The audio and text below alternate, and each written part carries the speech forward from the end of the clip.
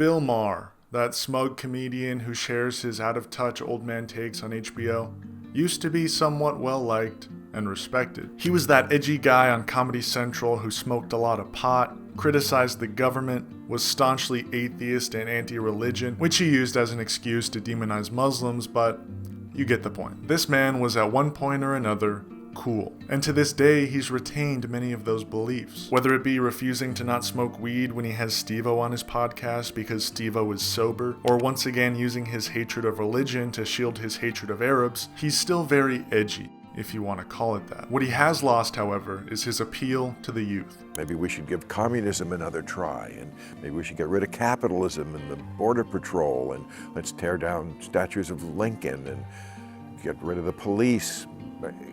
Just, no, it's not that I've gotten old, it's that your ideas are stupid. A comedian who hasn't lost that appeal, because let's be honest, he's much more intelligent and down to earth than Bill Maher, is the far superior Bill Burr. Bill Burr is still able to be quote-unquote edgy while retaining his appeal to the youth and the general working class, all the while being an incredibly successful comedian. And when these two forces meet, Bill versus Bill, this reality is all the more obvious.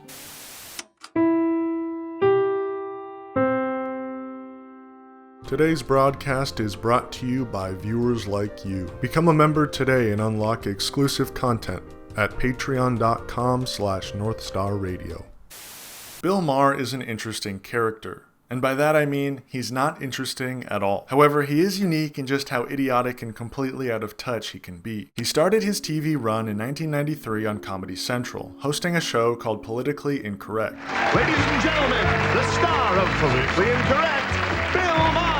Now this show was actually pretty cool, and it followed a simple premise. Bill would have on 4 guests at a sort of roundtable discussion, and they would discuss timely political and cultural topics and events. And he attracted some pretty popular guests too. This wasn't a small operation. Jimmy Kimmel, George Carlin, David Spade, Marilyn Manson all made appearances on the show, and a recurring guest on the show was a good friend of Bill's, Jerry Seinfeld, who seems to have gone down a similar path as Bill, a path of irrelevancy and fall from grace. I have this new bit I'm doing about that coffee is the most important thing in a human's life.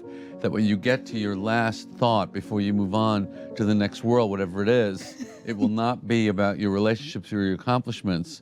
Your last thought will be, that was good coffee. What coffee will you think of? What's your best coffee? I love any coffee, but I don't know, somehow when you're in like Italy, it seems like it tastes better with France. This all came to a disastrous ending, however, when Bill Maher, a New Yorker by the way, only 6 days after 9/11 occurred, basically praised the hijackers for staying in the plane, a courageous move compared to the United States hucking bombs from thousands of miles away. We have been the cowards, lobbing cruise missiles from 2,000 miles away. That's cowardly. That is a Staying in the terrible- airplane yes. when it hits the building. That is Say a what you want terrible- about it, not cowardly. You thought Hassan Piker was the 9/11 guy?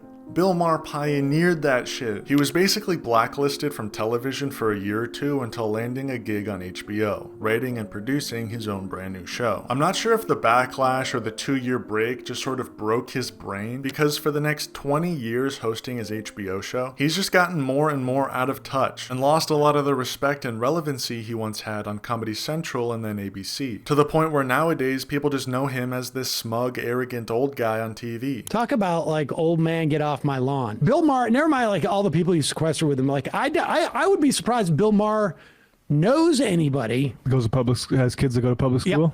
Yeah. Let alone the fact that he doesn't have kids himself. Right. I would also wager a bet that Bill Maher has not talked to any educators in at least a decade. So coasting on just old man shit now, it's unbelievable. Bill Burr, on the other hand, the much better Bill, has retained his popularity, if not increased it, especially with young people. Every time he starts talking is literally a Hasanabi spit sesh, okay? Every time he starts talking about labor rights, every time he starts talking about politics is basically fucking literally a 1-to-1 verbatim, same ass fucking take, same ass fucking opinion. This is why I think like we would get along. I, for one, didn't really care about Bill Burr or know much about him at all a couple years ago. But recently, he's just had a lot of good takes on current events and hasn't fallen down that anti-woke pipeline that a lot of the big comedians of today seem to resort to. 100% they would. That whole bullshit about the greatest generation, and then everybody just, they're the greatest what? Because Tom Brokaw said it? One guy says that, and then that becomes the greatest generation. If you look at where race relations were, the greatest generation, he's talking about World War II, simultaneously, like, segregation was going on, brutal segregation. Top of the charts. Yeah.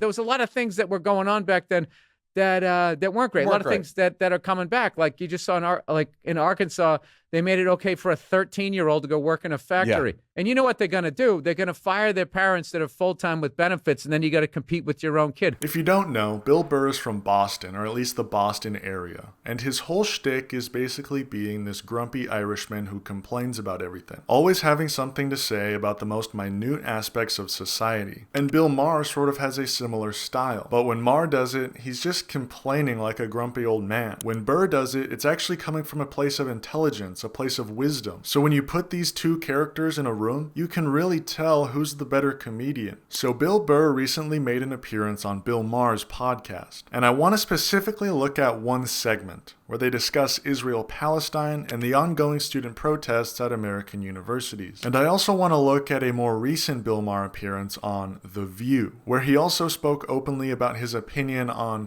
war, as he describes it, between Israel and Hamas. But first, let's have a bit of fun watching Bill Burr absolutely destroy Bill Maher in the Bill vs. Bill marketplace of ideas. Do you perform in Cambridge?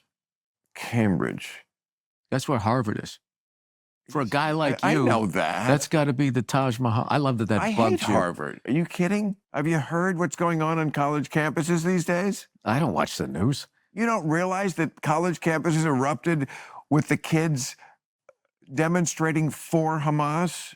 They are in with the terrorists. They were for the Palestinians. Well, it's sort of the same cause.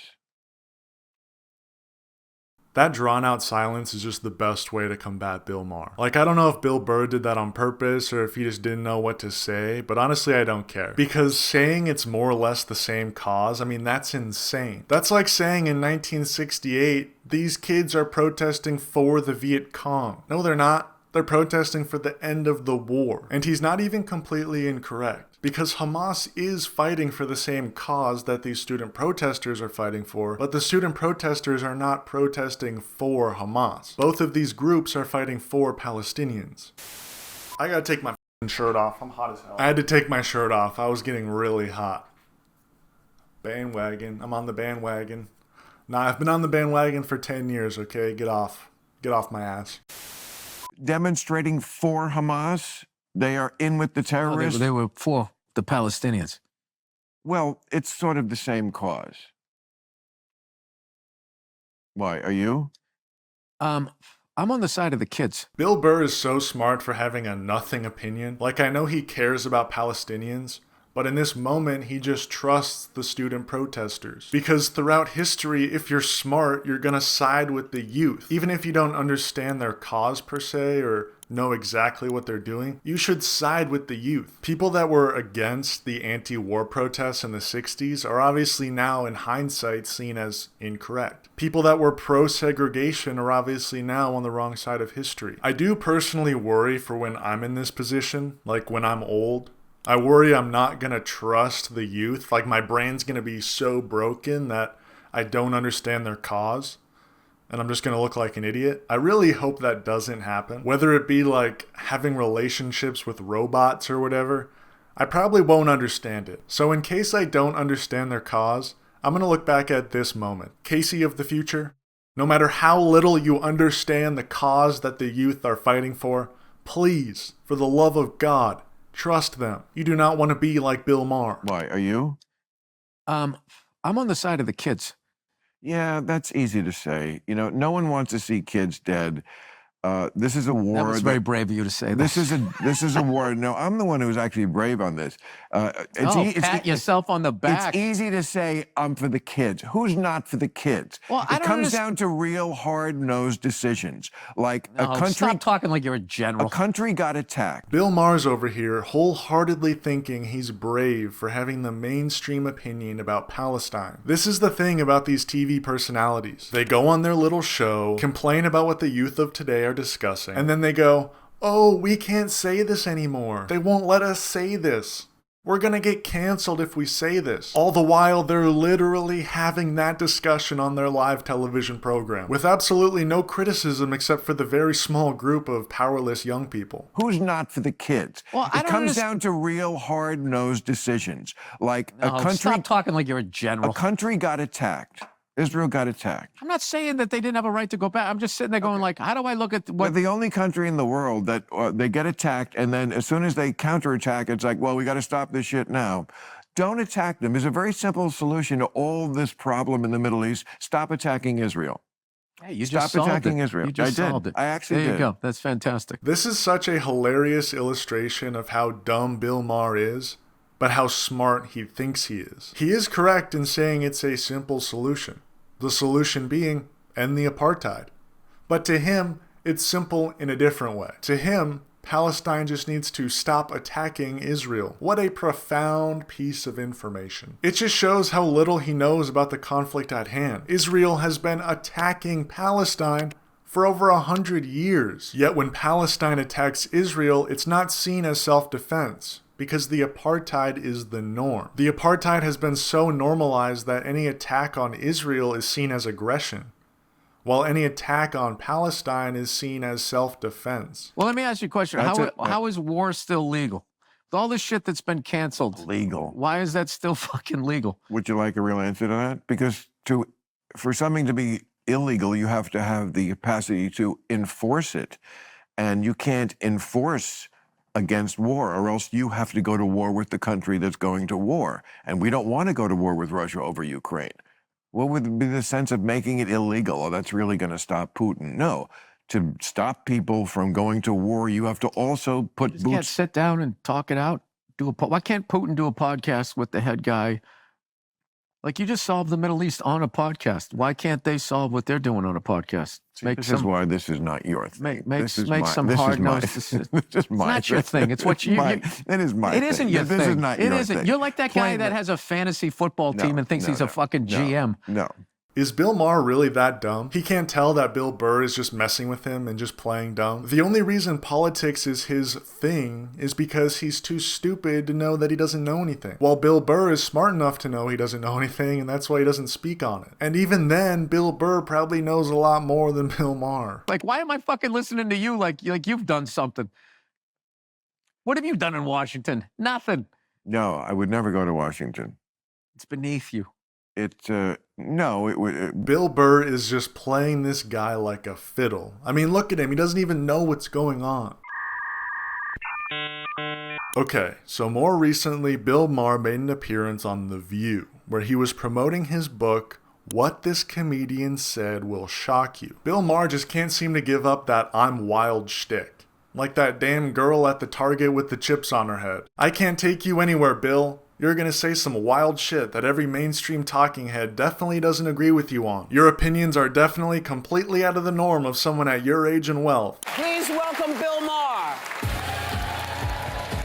There he is, my man. Whoa! Jose Jones, nice to be Whoa. here. Thank you. Jesus, that camera's moving fast, man. I think I'm gonna throw up. You have this new book out, and I watch your show all the time, so I know that you're a comic, but you basically go after Trump and Biden, both of them, and a lot of people are not happy with you about that. I'm not equally.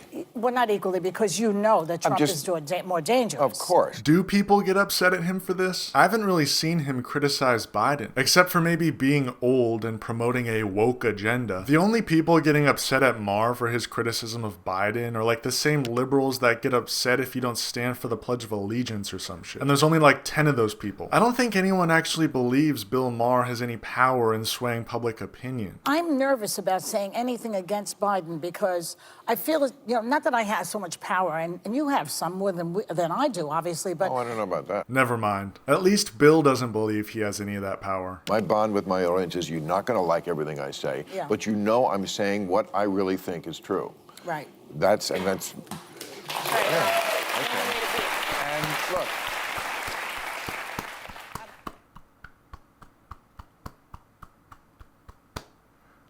Okay, one thing I'll compliment Bill on is the fact that he was surprised by this applause, and he didn't seem to like it. I absolutely hate these daytime talk shows and their incessant need to applaud every single slightly profound thing that's said. And another thing, he actually did have some pretty good criticism of Biden in this interview. Biden just presents as old. It's not really fair. No. Because he's almost the same age. Trump is almost the same age as him. I know. But Trump doesn't present that way. You know, you look at somebody right away, you can kind of just sum them up. I mean, we are not young, but we don't present as old. Yeah. Biden does. I saw him yesterday making that speech. Yeah. I mean, I'm sorry, he's cadaver-like. He's going to be Ruth Bader Biden. That's the term I use. Ruth Bader Ginsburg. She stayed too long at the fair.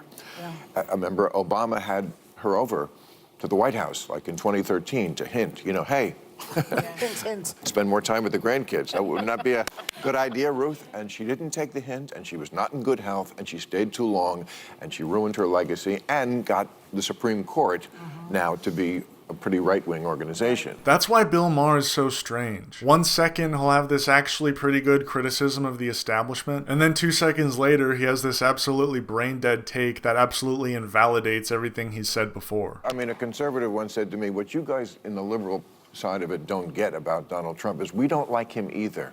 Yeah. It's just that in this country, it's binary. I mean, gender may not be binary, but politics is. You only get two choices. Wait a minute.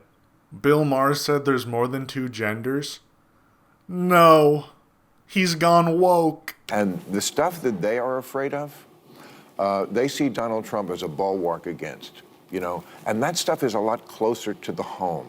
It's like my kid is coming home from school and they're not allowed to tell me if they're transitioning. The school is going to take the side of the kid over the parent. Woo! You almost had me for a sec. Come on, Bill. You almost got me there, Bill. I mean, I think we agree about the danger of the super far right, and I can't say it enough. I think they're the bigger threat. But don't tell me that the left hasn't changed. I mean, I'm old enough to remember when it was the conservatives who hated the Jews. Yeah. Okay? The far right is incredibly dangerous and a threat to this country. And by the way, the left hates Jews. I am doing historical revisionism for the far right, but the far right is incredibly dangerous and we have to watch out for them. And here's an opinion I share with Hitler. If I had any doubt that I was right about the change that's happened in the left, watching people protest for a terrorist organization like Hamas, that straightened me up pretty quick. Yeah. Did you hear that woman say, yeah, they're definitely protesting for Hamas. I wanted to ask you about that because I think you're almost a free speech absolutist. You believe totally in the right to say what you believe, but I think a lot of us were disturbed to see terrorist flags being waved on American college campuses. Terrorist flags? Who's flying terrorist flags? I've gone to countless Palestinian protests at this point, and I haven't seen a single terrorist flag. I mean, terrorist is a pretty subjective word. People could look at the Palestinian flag and think it's a terrorist flag. I happen to see a terrorist flag when I see an Israeli flag, or the American flag. What do you make of this moment? What do you think it's a result of? How do we fix it? Well, I mean, it's just astounding to me that they can't tell the good guys from the bad guys. Yeah, the good guys and the bad guys. That is an elementary understanding of war. I am absolutely blown away that this man has had a political show on television for over 30 years now. If it really is that simple, the good guys are certainly the ones with the 2,000 kill count and not the 50,000. Let me tell you, if you're for Hamas, just live in Gaza for a day. And I'm not talking about while the war is on. I mean before the war. Trust me, you would go running and screaming and begging to live in Tel Aviv. Yep. Here we go with this argument again. This is the dumbest argument ever. This place that is made poor by controlling everything that goes in and out of it, even the people themselves. This place that we starve and bomb and brutalize. Yeah. Good luck living there.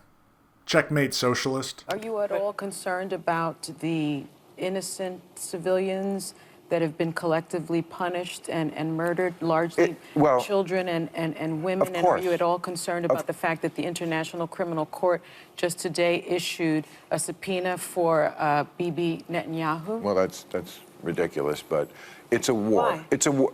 Because it's a war, and they were attacked, and they're defending themselves. Now, this is a war. Do you think Hamas needs to be destroyed? This is the question. Yes. You do? Yes. So how can we do that with a ceasefire? All right. So Hamas needs to be destroyed because they are a terrorist organization who say openly that they want to commit genocide on the Jewish people, on the state of Israel. That's what from the river to the sea means.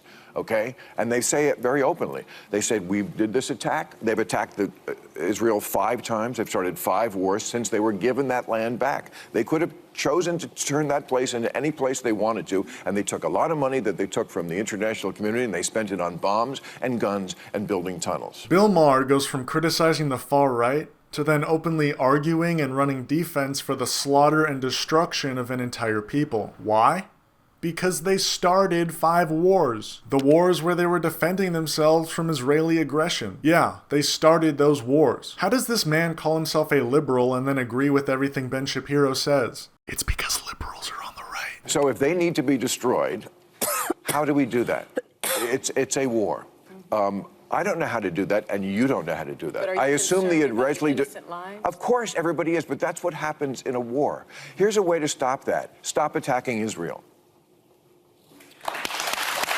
Oh my God, man. I wish Bill Burr was here to see this, because he would be cringing just as hard as I am. How does this get an applause from the audience? Stop attacking Israel? Wow, such a profound statement you just made. They need to stop attacking Israel, then everything would be done. No more violence would occur if they just stopped attacking Israel. Such a profound statement. Wow, Bill Maher. There's a reason you're so popular. I mean, I used to be able to watch the nightly news, for example. I can't do it. I mean, first of all, it should be called, here's some video we found that's fun to watch. You know, it's just nothing. Yeah. And it's narrative over truth. You know, I mean, it's not like when I hear people talk on either side of it, I always think they're lying. They're just telling me half of it. Yeah. And I never trust them anywhere until I check out the other half. But you literally do that, Bill, on your show. On HBO. You don't even show half, you show like a percentage. And you don't even show it, you just talk about it. You cover only a small percentage of the story at hand so it fits your narrative. There's old school liberals, which I would mostly count myself as, old school conservatives, there's still some of those left. You've changed, though.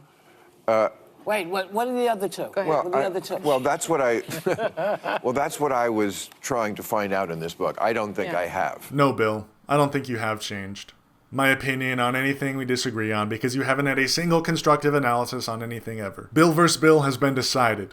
Bill Burr stays on top. This never had to happen in the first place. Bald men stay winning. Thank you and good night. Peace and love. Free Palestine.